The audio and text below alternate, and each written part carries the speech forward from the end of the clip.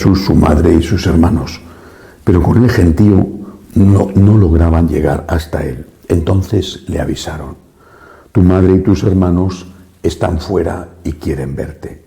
Él les contestó: mi madre y mis hermanos son estos, los que escuchan la palabra de Dios y la ponen por obra. Palabra del Señor. Gloria a ti, Señor Jesús. Hoy la Iglesia celebra una advocación de la Virgen muy popular en algunas partes de España y también en algunas ciudades de Latinoamérica. Pienso, por ejemplo, en Cali o en Quito. Me refiero a Nuestra Señora de la Merced, la Virgen de la Merced. En 1218 la Virgen se apareció en la ciudad de Barcelona a tres ilustres personajes: el prior general de los dominicos, San Raimundo de Peñafort, un sacerdote catalán, entonces no era San Pedro Nolasco, es San Pedro Nolasco hoy conocido así, y el rey Jaime I el Conquistador.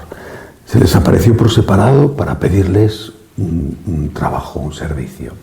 Quería la Virgen que fundaran una institución dedicada a rescatar a los cautivos. Entonces era muy frecuente en el Mediterráneo las acciones de los piratas musulmanes. Caían sobre los barcos que llevaban mercancías o que llevaban pasajeros y los hacían esclavos, los tenían y los vendían como esclavos en los puertos del norte de África.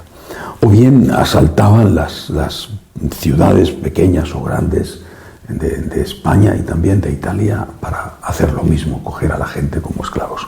Había que redimir a esos cautivos y la Virgen pedía a que se creara una institución, una congregación religiosa dedicada exclusivamente a eso. Es el origen de los mercedarios, de la Orden de la Merced, que fue luego tan importante en la evangelización de América.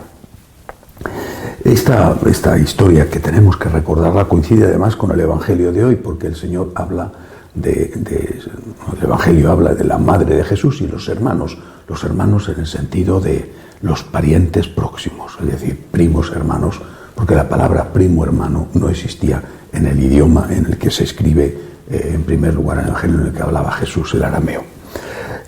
Pero lo más significativo, y creo que tiene bastante que ver con el mensaje de la advocación mariana de hoy, es cómo termina el Evangelio. Mi madre y mis hermanos son aquellos que escuchan la palabra de Dios y la llevan a la práctica.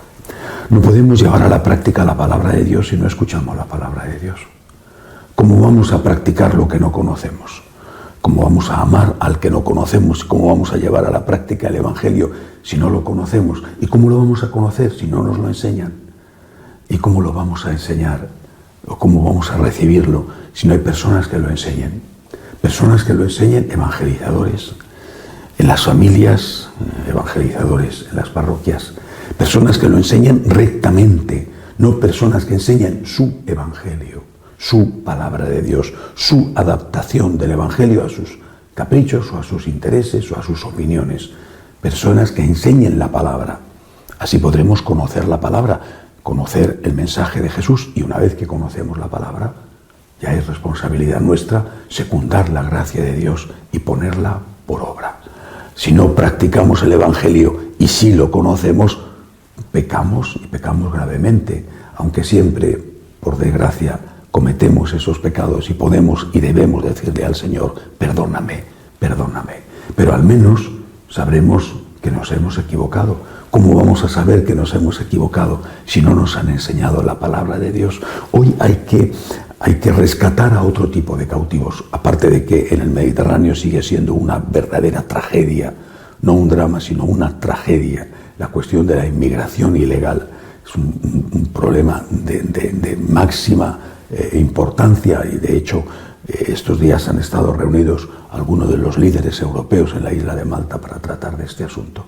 Pero aparte de eso hay otra esclavitud, no solamente la esclavitud de estos nuevos esclavos que no son cargados con cadenas en África y traídos a Europa o América para trabajar, sino que vienen voluntariamente, pero que después, aunque no son tratados como esclavos, muchas veces viven en condiciones inhumanas. Pero no solamente está esa esclavitud, sino que está la esclavitud del que está sometido al pecado. Por lo tanto, hoy hay que insistir en un nuevo tipo de congregación que se dedique a la redención de esclavos. Y para eso predicar la palabra íntegramente y, por supuesto, todos intentar cumplirla secundando la gracia de Dios. Que así sea.